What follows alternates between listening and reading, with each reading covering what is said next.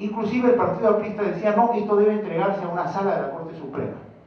Pero gracias a la buena gestión ya en el momento de los trabajos del Congreso Constituyente Democrático del congresista Carlos Ferrero, de César Fernández Arce y de otros más, se reconsidera. Además había un movimiento constitucional, académico, doctrinario, que consideraba que era un error no mantener un sistema de control de la constitucionalidad, que es un sistema de control concentrado de la constitucionalidad a través de un órgano como es, en ese momento había sido el Tribunal Constitucional, el Tribunal de Garantías Constitucionales, casi sin querer queriendo, a contramano, con una serie de contradicciones y de idas y venidas, de marchas y contramarchas. Esta Constitución establece que debe existir un órgano de control concentrado de la constitucionalidad y reproduce la figura del Tribunal de Garantías Constitucionales, pero con el nombre de, que me parece un nombre más adecuado, Tribunal Constitucional, que es el que nosotros conocemos. Y luego recoge también el habeas corpus, recoge el amparo, crea el habeas data, crea el proceso de cumplimiento, mantiene la acción de inconstitucionalidad, mantiene la acción popular y crea el denominado conflicto de competencias y atribuciones, que se debe denominar más propiamente, como lo establece el Código Procesal Constitucional, proceso competencial. Es decir, dentro de todas las circunstancias, y a pesar de la ruptura del orden constitucional, volvemos a un Estado constitucional, un poco como una constitución impuesta por las circunstancias y de origen muy cuestionable, porque se decía que el referéndum que la aprobó fue manipulado por el asesor principal del presidente Fujimori, el señor Vladimiro Montesinos, etc. Hay toda una historia al respecto, pero lo cierto es que esa constitución entró en vigencia y empezó a funcionar el Tribunal Constitucional, que luego es desactivado cuando ese tribunal, a través de 3 de sus magistrados, cuestiona una ley de reelección presidencial que aprueba el Congreso de aquel entonces. Y es recién recompuesto con la caída del señor Fujimori, cuando el Patricio, porque yo tuve la oportunidad de conocerlo y es un privilegio haberlo conocido, creo que es uno de los grandes peruanos, don Valentín Paniagua Corazao, asume el gobierno después de la caída de Fujimori, para cuyo efecto lo nombran presidente del Congreso y como tal, ante la renuncia de los vicepresidentes, le correspondía asumir la primera magistratura de la nación.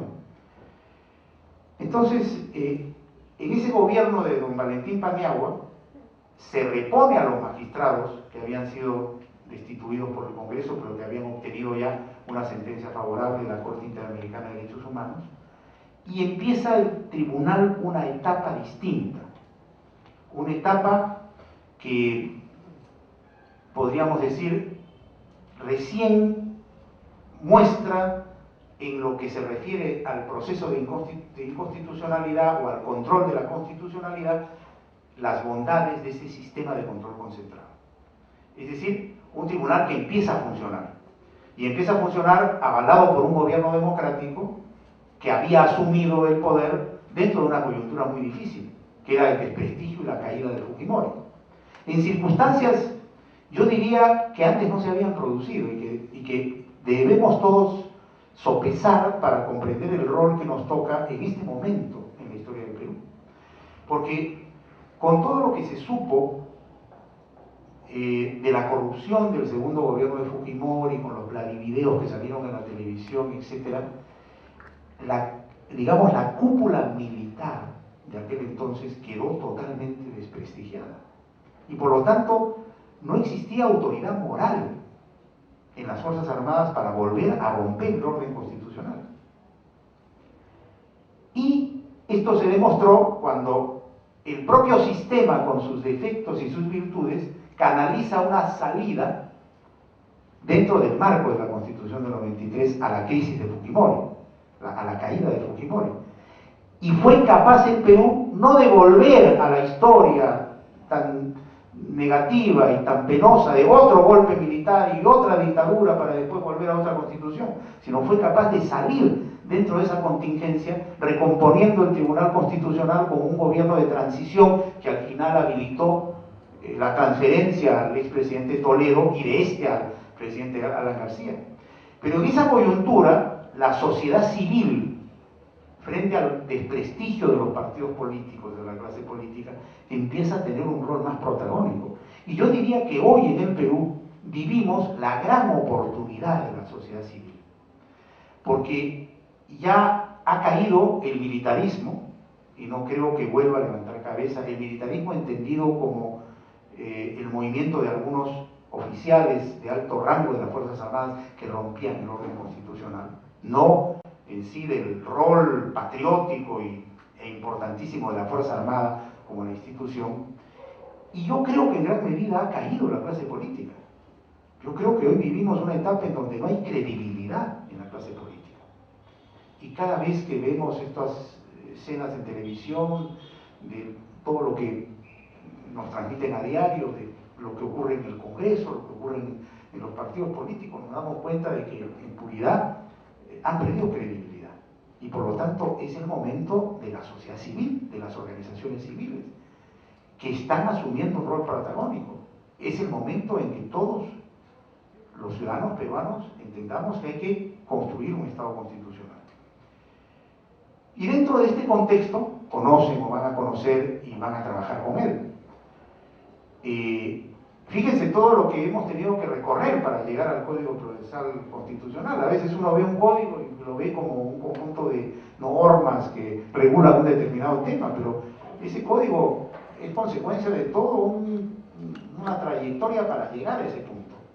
Este Código Procesal Constitucional, que es único, por lo menos hasta donde yo conozco, porque no hay ningún país que tiene un Código Procesal Constitucional, que ha consolidado el tratamiento de los procesos constitucionales, que ha establecido principios, finalidades, alcances y una serie de normas.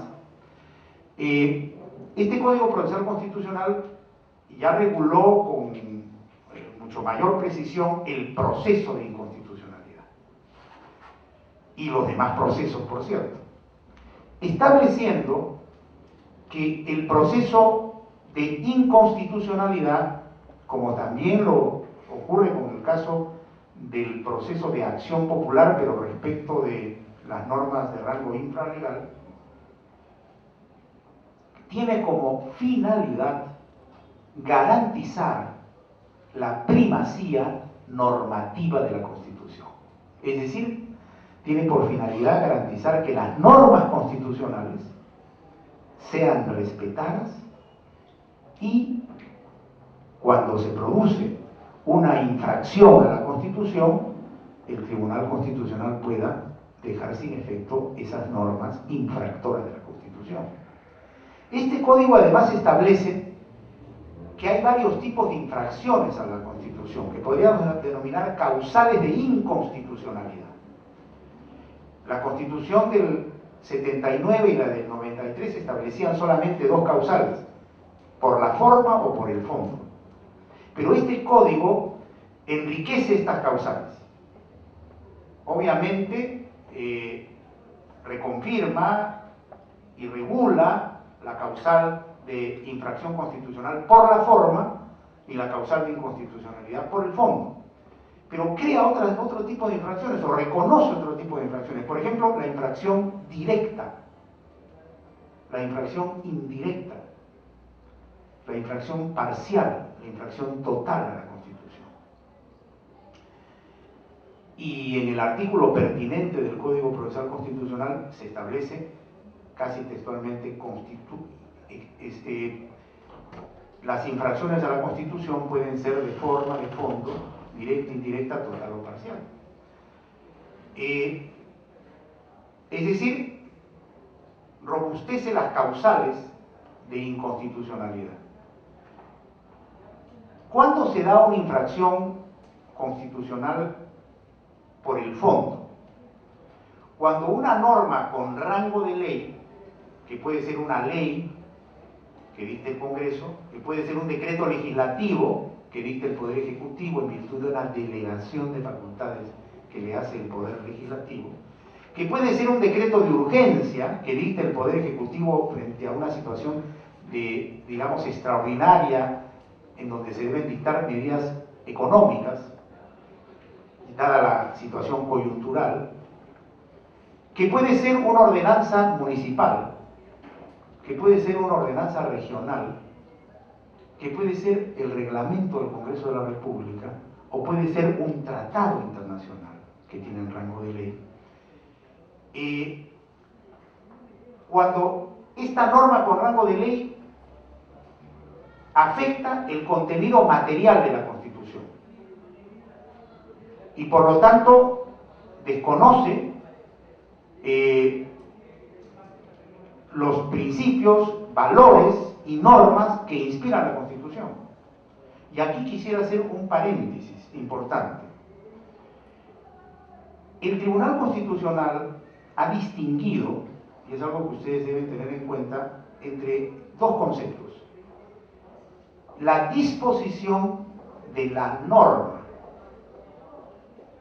Ha distinguido la disposición de la norma, estableciendo que la disposición es el texto literal del articulado correspondiente. Es decir, por ejemplo, la ley no ampara el abuso del derecho. Ese conjunto de palabras que conforman una oración, idiomáticamente hablando, esa es la disposición.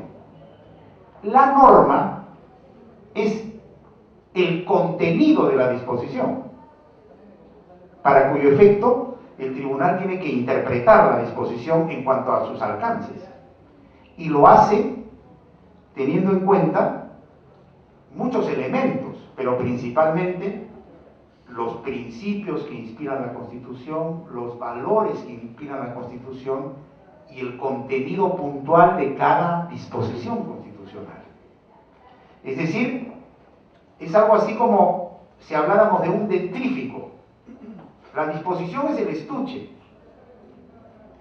Si estamos usando, por ejemplo, Colgate, una pasta de dientes Colgate, la disposición es el estuche. La norma es el contenido. Y ese contenido puede ser un contenido de dentrífico, pero de un tipo, de otro, o de pronto aparece un dentrífico y tiene otro contenido. Porque el tribunal lo va a señalar, porque él es el intérprete supremo de la Constitución. Porque su interpretación es oponible con éxito a cualquier otra interpretación. Cierro el paréntesis. Entonces, disposición y norma. Por lo tanto, cuando el contenido normativo de la Constitución, en términos materiales, es decir, los principios, los valores, los conceptos que regulan o que establece la Constitución, las reglas que establece la Constitución, son contradichas por una norma con rango de ley que choca con la Constitución, es decir, se produce una colisión. Constitución dice tal cosa, norma dice tal otra. Ahí estamos frente a una inconstitucionalidad de fondo. Por ejemplo, la Constitución establece que no hay pena de muerte, salvo para dos figuras delictivas que en realidad no son aplicables porque la Convención Americana de Derechos Humanos digamos, que integra también la normativa nacional en virtud de los convenios y pactos efectuados por el Perú en torno a esta figura de la Convención Americana de Derechos Humanos, ya ha proscrito la pena de muerte. O sea, la Constitución en el fondo es abolicionista, pero digamos, ¿qué pasa si con estas oladas que vienen siempre oleadas de hay que establecer la pena de muerte? Por ejemplo, el caso de este ciudadano holandés que ha asesinado a una joven y que hoy aparece en todos los periódicos. Seguramente alguien va a decir pena de muerte, homicidio calificado, móvil además de robo. Y podría ocurrir que en el Congreso de la República se debate el tema y se diga, bueno, vamos a establecer la pena de muerte para el homicidio calificado y que se dé dentro de un concurso de delitos como es el robo. Y esto podría pasar, aprobado, porque hay una opinión pública que dice sí, pena de muerte, llega al presidente de la República, promulga y publica la ley. Entonces tendríamos una situación en donde hay dos figuras que están chocando. La Constitución te dice, la pena de muerte no existe, entre comillas, porque hay terrorismo y traición a la patria, pero como digo, eso está suspendido por la Comisión Americana de Derechos Humanos y por el denominado control de convencionalidad, que es otro tema. Pero la Constitución es muy restrictiva y abolicionista prácticamente. Y sin embargo una ley dice, no, hay pena de muerte para el homicidio calificado. Entonces tenemos un choque. La Constitución te dice, no hay pena de muerte para el homicidio calificado, y una ley te dice, sí, estamos yendo contra el contenido. Inconstitucionalidad de fondo. Inconstitucionalidad de forma. Se da cuando la norma con rango de ley no respeta los trámites y procedimientos establecidos en la Constitución. Por ejemplo, se establece en el artículo 106 que mediante ley orgánica se aprueba el desarrollo de las competencias y atribuciones de los órganos de rango constitucional. Por eso se habla de ley orgánica del Poder Ejecutivo, ley orgánica del Ministerio de Vivienda, ley orgánica de municipalidades, ley orgánica del Ministerio Público, del Poder Judicial. Y eso requiere una aprobación calificada, la mitad más uno del número legal, actualmente 120, 61, a futuro va a ser 130, y será el 50% de ese 130. O sea, establece primero que las competencias y atribuciones de los órganos de rango constitucional se desarrollan mediante ley orgánica, le da un nombre propio a esa ley, que se aprueban con una mayoría calificada, la mitad más uno del número legal. Es decir, la cosa está clara. Si quiero aprobar una ley, digamos, un desarrollo de las competencias de una institución consagrada en la Constitución, necesito hacerlo a través de ley orgánica y necesito la mitad más uno del número legal de miembros del Congreso, 61 en este caso. ¿Qué ocurre si se modifica una ley orgánica mediante una ley ordinaria? Como ha ocurrido, por ejemplo, en el caso de la Ley de Habilitaciones Urbanas. A pesar que la Constitución otorga autonomía política, económica y administrativa a los gobiernos locales, y a pesar que la Constitución establece que ellos, a través de la municipalidad, que es el órgano de gobierno local, dirigen el desarrollo urbano y rural de sus circunscripciones, y a pesar que existe una ley orgánica de municipalidades que establece que las municipalidades son las encargadas de otorgar la licencia de construcción de obras, aparece una ley de habilitaciones urbanas, no con el carácter de ley orgánica, no aprobada por la mitad más uno del número legal, que señala que basta la solicitud presentada en la mesa de parte de la municipalidad para que la solicitud de licencia presentada en la mesa de parte de la municipalidad para que el cargo puesto por el funcionario que recibe la solicitud de licencia, el cargo sea la licencia, es decir, licencia automática. Para mí, inconstitucionalidad de forma, además de fondo. ¿Pero por qué de forma? Porque hemos variado el contenido de una ley orgánica a través de una ley ordinaria. Es decir, no se denominó ley modificatoria de una ley orgánica, no se reunió el cómputo correspondiente de votos, se incumplió la forma. Otra inconstitucionalidad de forma podría ser, por ejemplo, que se dicta un decreto, una ley habilitando al Congreso de la República a dictar un decreto legislativo, que es una norma con rango de ley que se dicta en virtud de una habilitación especial. Actualmente me parece que se acaba de aprobar una ley delegando al Poder Ejecutivo la facultad de normar en varias áreas. ¿Qué pasa si el Poder Legislativo, que tiene un plazo para dictar el decreto legislativo, lo dicta fuera del plazo? Ha alterado la forma, ha incumplido normas formales, procedimentales, se ha extralimitado en el plazo, independientemente del contenido. Esa es la inconstitucionalidad de forma. Es decir, la norma infractora viola la Constitución en cuanto a los trámites y procedimientos que ésta establece para su aprobación. Pero el Código Procesal Constitucional nos habla de otras infracciones constitucionales. La infracción directa. Esa es fácil, porque se da cuando entre la norma infractora y la Constitución hay un choque directo. El caso de la inconstitucionalidad de fondo que mencioné, también lo puedo aplicar. O sea, una ley que establece pena de muerte para una figura que no establece la Constitución. Choque.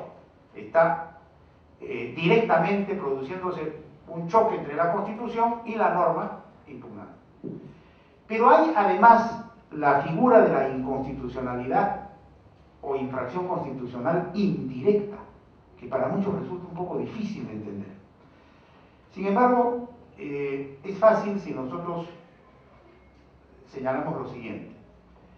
En este caso, el choque no se va a producir entre la norma infractora y la Constitución, sino entre la norma infractora y una norma de desarrollo constitucional que hace con la Constitución un bloque, que se denomina bloque de constitucionalidad, y que por lo tanto el choque va a venir con esa norma y de rebote con la Constitución, por eso es indirecta. El caso de la Ley de Habilitaciones Urbanas también nos podría servir para la inconstitucionalidad indirecta, porque no es que la Ley de Habilitaciones Urbanas esté contradiciendo directamente una norma constitucional, porque la Constitución simplemente habla de desarrollo, dirección del desarrollo urbano y rural. Es la ley orgánica de municipalidades la que establece que las municipalidades otorgan las licencias de construcción previo estudio técnico de las comisiones respectivas, etc., etc.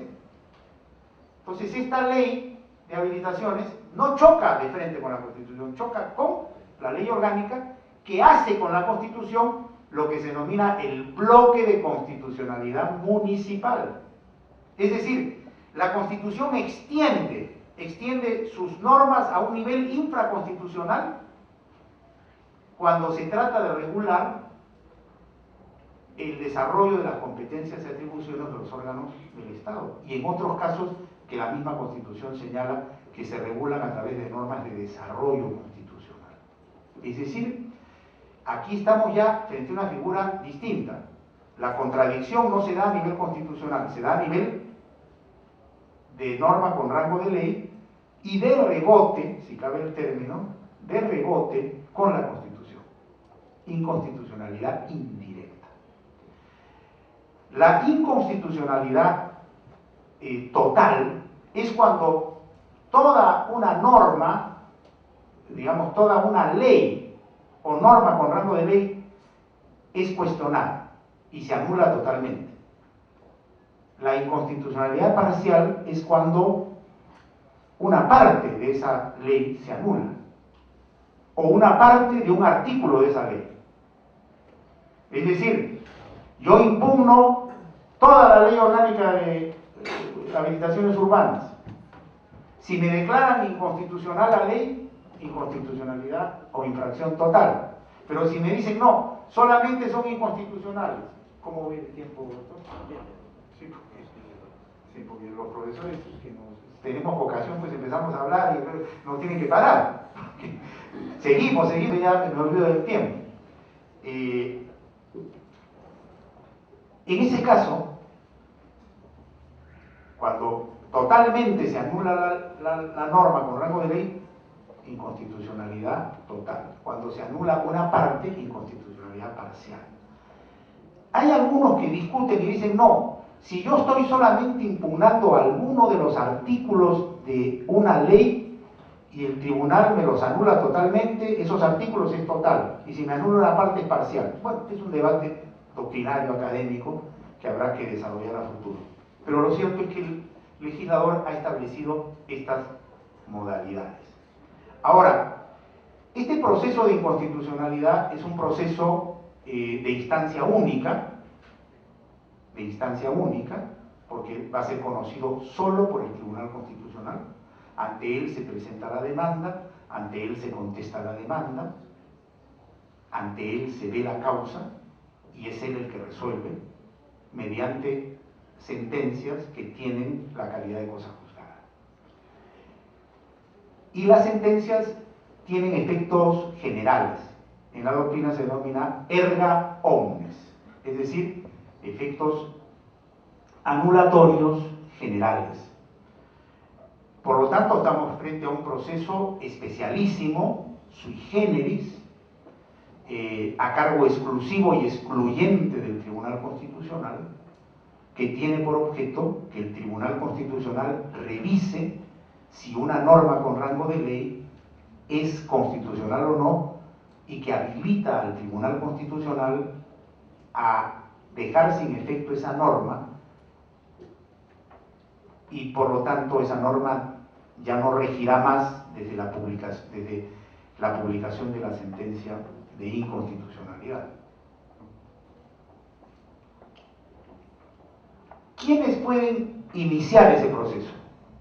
Porque aquí hago otro paréntesis, ese proceso no funciona de oficio, es decir, no es que el tribunal esté observando y diga, ah, acá hay una inconstitucionalidad, y la declara, como es en otros casos y en otros países, sino que en el Perú hay que pedirle al Tribunal Constitucional que intervenga a través de una demanda.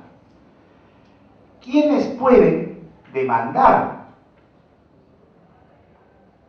En otras palabras, usando vocablos de la doctrina, ¿quiénes tienen la titularidad para demandar? En el derecho procesal se habla también de la legitimidad procesal activa. ¿Quiénes pueden promover un proceso de inconstitucionalidad? Y aquí hay en la doctrina dos, digamos, posturas. Una que sostiene que la titularidad debe ser restringida, es decir, solamente algunas instituciones o funcionarios pueden plantearla, y otras dicen que no, debe ser abierta. En el Perú es restringida, porque cualquiera no puede demandar la inconstitucionalidad. En Colombia, por ejemplo, es abierta. Si estuviésemos en Colombia, cualquiera de nosotros podría interponer una demanda de inconstitucionalidad y obligar al tribunal a revisar esa ley. Yo estoy de acuerdo con la tesis colombiana, y eso lo digo en mi libro, El proceso de inconstitucionalidad en el Perú, que he traído ahora y lo están ofreciendo a un precio simbólico para los que quieran adquirirlo. Gracias a la benevolencia de la universidad, le dice, ¿puedo llevarme los libros? Sí, encantado, quiero así que, pero casi a precio de costo. Entonces, hay estas dos posturas. El Perú ha asumido la tesis restrictiva. Solamente pueden interponer la acción de inconstitucionalidad tales instituciones y tales funcionarios. En Colombia, no. En Colombia, que no se llama inconstitucionalidad, sino exequibilidad, cualquier colombiano puede hacerlo. Es más, los colombianos dicen que el derecho a cuestionar una norma por infracción a la Constitución es la expresión jurídica de la soberanía popular. Fíjense hasta dónde llegan. Y dicen además, si hay un proceso de inconstitucionalidad en giro, cualquier ciudadano se puede apersonar a defender la postura del demandante o del demandado. Es decir, a defender la norma, la tesis del demandante, es decir, que hay infracción, y a defender la tesis del demandado en el sentido de que no hay infracción. ¿Por qué? Porque se considera que es un proceso de altísimo interés público.